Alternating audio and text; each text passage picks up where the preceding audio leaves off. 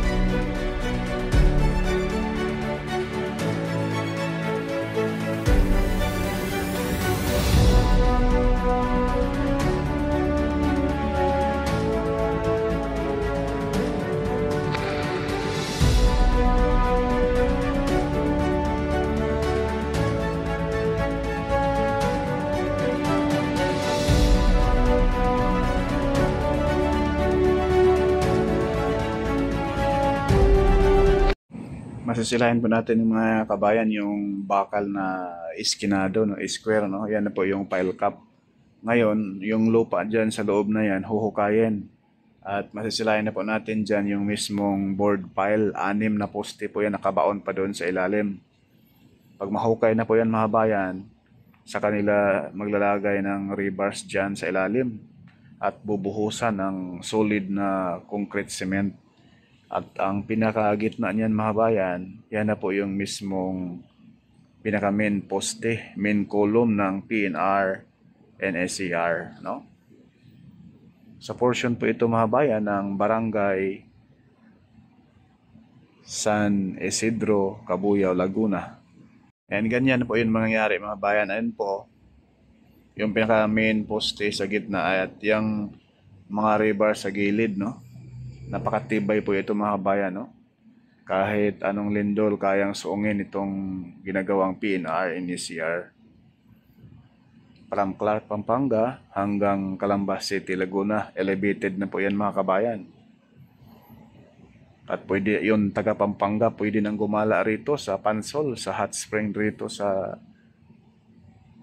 Calamba, Laguna mga kabayan. Talagang dadagsain ito mga kabayan dahil PNR na lang, diretso na yung biyahe, wala nang traffic, no? San ka pa?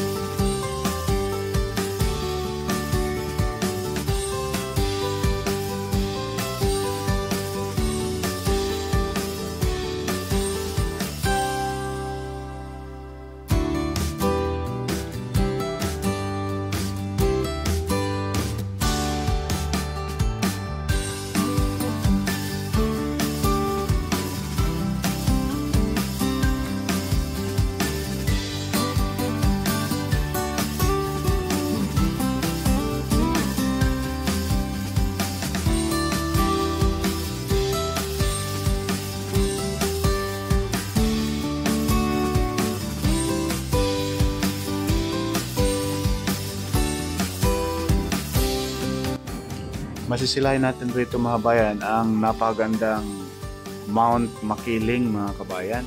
Tingnan nyo naman, no? Binalutan ng maulap.